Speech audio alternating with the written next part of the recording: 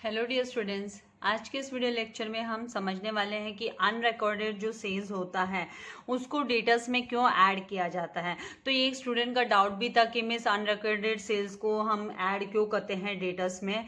तो आप लोगों को ये पहले तो ये जो कॉन्सेप्ट है डेटास एंड क्रेडिटर्स का, उसको समझने की बहुत ज़रूरत है। डेटास होता कौन है? तो डेटास जो है वो बंदा है जो हमारे बिजनेस से माल खरीदता है, हमसे वो सामान लेता है। डेटास मतलब हमारा कस्टमर हुआ।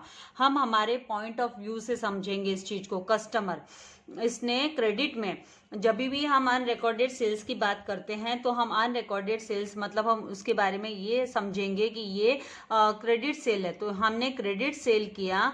क्रेडिट सेल के केस में डेटर्स कर हम रिकॉर्ड करते हैं जो अमाउंट हमें कलेक्ट करना होता है। Debtors is going to pay money to the business in future, is going to pay money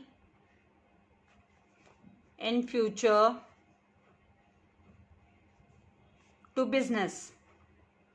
and इसने ये क्यों पैसा देने वाला है इसके लिए? तो इसने क्या किया है, ट्रांजैक्शन हुआ है, इसे सामान बेचा गया है, क्रेडिट सेल हुआ है। यहाँ पर उधार में सेल किया गया है इसको माल, उधार में डेटर को दिया गया, बिजनेस ने उधार में दिया, क्रेडिट में दिया। क्रेडिट का मतलब उधार, उधार में जो है सामान बेचा है डेटर को, तो डेटर फ्यूचर में देगा जब भी अभी। तो इसका अनरिकॉर्डेड सेल्स का इससे क्या नाता है, क्या रिकॉर्ड है? तो इस चीज को समझने वाली बात है कि बच्चों को कंफ्यूजन होता है भाई अनरिकॉर्डेड सेल को क्यों हम ऐड करते हैं डेटास में। तो ये जो अनरिकॉर्डेड सेल होता है, जैसे इस तरीके से आप लोगों को इसको समझने की जरूरत है। मान लीजिए आपको एडिशनल इन्फॉर्मेशन या एडजस्टमेंट में या एडिशनल इन्फॉर्मेशन में आप लोगों को इस तरीके से स्टेटमेंट दे दिया जाए कि goods of rupees x x x, कितना भी अमाउंट हो सकता है, वर सोल्ड, ये बेचे गए, were sold but no entry, लेकिन कोई भी एंट्री नहीं की गई, but no entry was made in the books of accounts। तो ऐसे वाले केस में क्या होता है कि आपको ये देखकर पता चलता है, यहाँ पे सोल्ड वर्ड है। यहाँ पे हम अनरिकॉर्डेड परचेसेस के बारे में भी समझने वाले हैं। पहले ये जो कॉन्सेप्ट है अनरिकॉर्डेड सेल्स को लेकर हम समझ लेते हैं। तो गुड्स ऑफ रुपीज कोई भी अमाउंट हो सकता है, वर सोल्ड बेचे गए बट नो एंट्री। तो इस केस में आप कंसिडर करोगे कि ये जो है ये क्रेडिट सेल है। ये क्या है? क्रेडिट सेल है। क्रेडिट सेल का मतलब उधार में माल जो है बेचा गया, क्रेडिट सेल, उधार में माल बेचा है, उधार में सामान बेचा गया है, बेचा गया, उधार में सामान बेचा गया। तो यहाँ पर जब उधार में सामान बेचा गया लेकिन उसको रिकॉर्ड ही नहीं किया है, बहुत इंपॉर्टेंट खासा बात है कि रिकॉर्ड नहीं किया। अगर हम इसको रिकॉर्ड नहीं किए हैं और एडजस्टमेंट में हमको इन्फॉर्मेशन मिल गई है, एडिशनल इन्फॉर्मेशन रिसीव हो गई है, तो उस केस में हमेशा याद रखना कि क्रेडिट सेल जो होता है वो किससे रिलेट करता है? तो वो रिलेट करता है डेटा से। क्रेडिट सेल जो है वो डेटा से रिलेट करता है, डेटा से इसका रिलेशन होता है। मतलब यहाँ पे डेटर बोले तो हम किसी बंदे का नाम नहीं लिखते हैं, उसको हम डेटर वर्ड से समझते हैं, उसको एड्रेस करते हैं।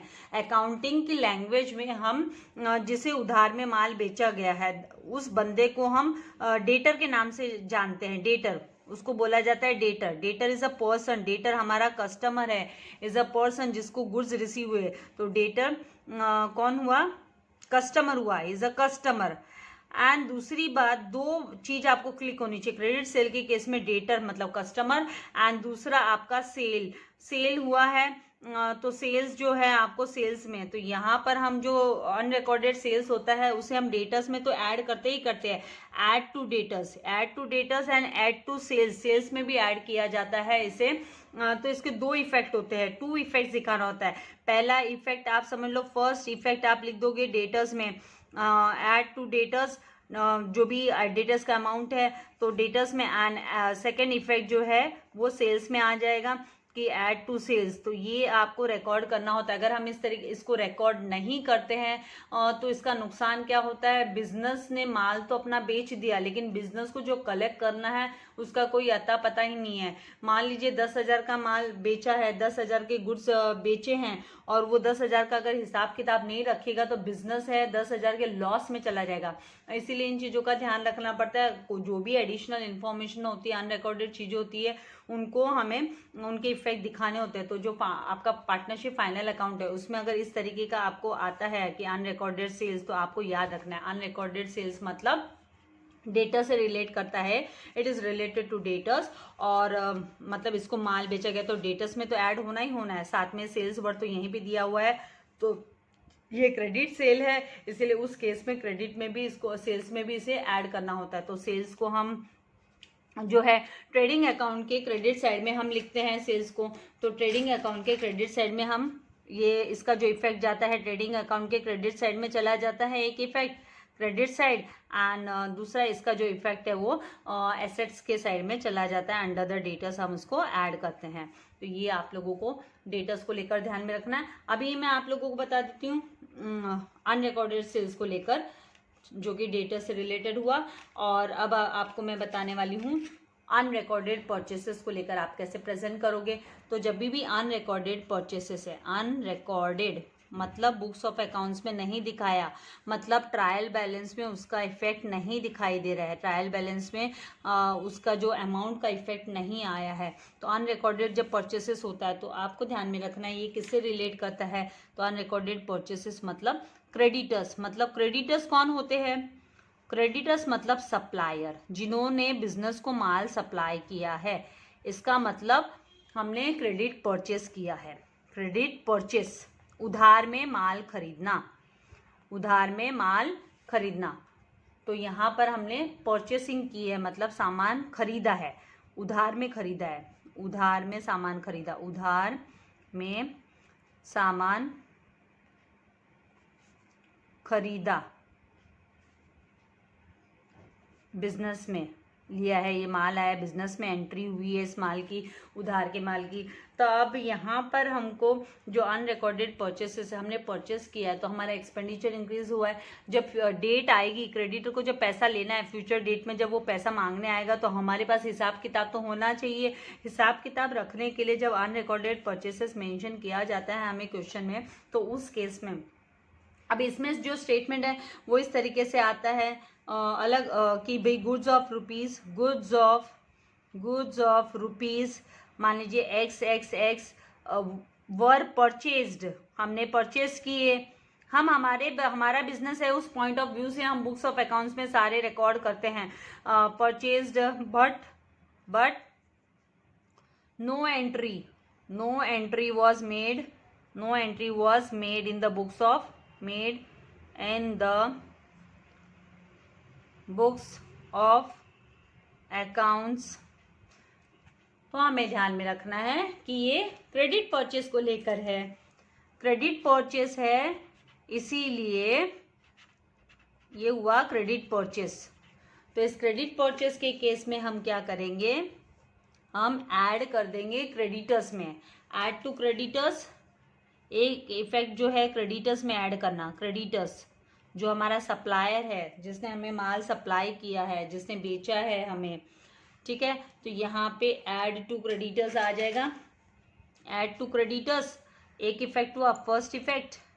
एंड दूसरा जो इफेक्ट है वो हमें दिखाना होगा add to purchases, second effect add to purchases. तो ये जो परचेसेस है ये कहाँ पे आता है, ये ट्रेडिंग अकाउंट के डेबिट साइड में आता है। तो ट्रेडिंग अकाउंट के डेबिट साइड में, trading account debit side purchases में हम ऐड करेंगे। तो add to creditors and add to purchases. तो इस तरीके से हमको दो इफेक्ट दिखाने होते हैं। अनरिकॉर्डेड परचेसेस का इफेक्ट जो है वो रिलेट करता है क्रेडिटर्स से, क्योंकि क्रेडिटर्स वो होता है जिसने हमें उधार में माल बेचा, वो हमारा सप्लायर है जिसने हमें माल सप्लाई किया है, सप्लायर हुआ, तो उस केस में हमको क्रेडिटर्स जो है वो कम दिखाई देगा। मतलब यहाँ पे क्रेडिटर वर्ड इसीलिए यूज किया जाता है, कॉमन टेक्निकल लैंग्वेज यूज की जाती है, क्योंकि बहुत सारे सप्लायर होते हैं बिजनेस में, बहुत सारे सप्लायर होते हैं, तो उनका नाम लिखने के बजाय उन सबको एक साथ एग्रीगेट हम टोटल उसका रख लेते हैं, तो सारे के सारे सप्लायर्स को हम नाम दे देते हैं क्रेडिटर्स का अकाउंटिंग लैंग्वेज में। एंड सारे के सारे जो कस्टमर्स है उनको, जिनको हमने उधार में माल बेचा, तो उन सबको एक साथ एग्रीगेट टोटल लेकर हम उसको डेटर्स कर हम रिकॉर्ड कर लेते हैं। तो इस तरीके से आपको इस कॉन्सेप्ट को समझना है। और ये मैंने पर्पसली, स्टूडेंट को कंफ्यूजन था खाली अनरिकॉर्डेड सेल्स को लेकर, तो मैंने अनरिकॉर्डेड परचेसेस भी पैरेलल आपको बताया, ताकि आपको ध्यान में रहे परचेसेस है मतलब क्रेडिटर से रिलेट करता है, एंड सेल्स जो है वो डेटा से रिलेट करता है। डेटर्स मतलब हमारा कस्टमर हुआ, आपको ध्यान में रखना है कि भाई ये कस्टमर हुआ, डेटर्स मतलब कस्टमर, एंड जो क्रेडिटर्स होता है वो सप्लायर हुआ। एंड ये डेटर एंड क्रेडिटर हम रिकॉर्ड कब करते हैं, जब क्रेडिट सेल का केस है तब हम डेटर करके रिकॉर्ड करते हैं, एंड जब क्रेडिट परचेस का ट्रांजैक्शन है तो हम क्रेडिटर करके रिकॉर्ड करते हैं। और कभी भी जब भी क्वेश्चन साइलेंट होता है, जहां पर आपका अनरिकॉर्डेड सेल्स, आप बोलोगे मिस यहाँ पे तो अनरिकॉर्डेड सेल्स लिखा है खाली, यहाँ पे क्रेडिट सेल करके वर्ड नहीं यूज किया है, तो जब क्वेश्चन साइलेंट होता है तो आपको उसको क्रेडिट सेल ही कंसिडर करना है। क्वेश्चन साइलेंट है तब आपको क्रेडिट परचेस ही उसको रिकॉर्ड करना है, क्योंकि ये जनरल बिजनेस यहाँ पे मेथोडोलॉजी है, इंडिया में है, अदर है, यहाँ पे सप्लायर्स एंड जो कस्टमर्स है वो उधार में माल लेना और बेचने का काम कंटिन्यू रहता है। तो ये फ्यूचर डेट में पैसा रिसीव होता है, क्रेडिटर को फ्यूचर डेट में पे करना होता है, have to pay in future date, have to pay, business को पे करना है, have to pay in future date, in future date, future date, ये बिजनेस पे करता है। यहाँ पे हम बोल देंगे कि भाई डेटर्स ही इज गोइंग टू पे, ये हमको पे कर रहा है, या फिर we are going to receive from debtor, हम यहाँ पे रिसीव करते हैं डेटर्स से फ्यूचर डेट में, वी रिसीव, यहाँ पे रिसीव होगा, receive from debtors, future date में पैसा रिसीव होगा, एंड यहाँ पर अनरिकॉर्डेड परचेसेस में मतलब क्रेडिटर्स जो है वो उसको पे करना होगा हमें फ्यूचर डेट में। तो इस तरीके से आपको समझना है। होप आपको ये कॉन्सेप्ट क्लियर हो गया होगा। प्रैक्टिस मेक्स मैन परफेक्ट वाली बात है, धीरे धीरे जितनी प्रैक्टिस करोगे उतने अच्छे से चीज़ें समझ में आने लगेगी। ये आपके जो टेक्स्ट बुक में इलस्ट्रेशन नंबर 1 दिया हुआ है दया एंड कश्मा, तो उसमें भी ये अनरिकॉर्डेड सेल्स को लेकर जो है ट्रांजैक्शन है, अनरिकॉर्डेड सेल्स का एडजस्टमेंट है, तो उस कॉन्सेप्ट के साथ में भी आपका ये कॉन्सेप्ट अच्छे से क्लियर हो जाएगा। तो उसकी वीडियो भी मैं आपके इसमें डिस्क्रिप्शन में उसकी लिंक दे दूंगी। Thank you very much, God bless you all dear students.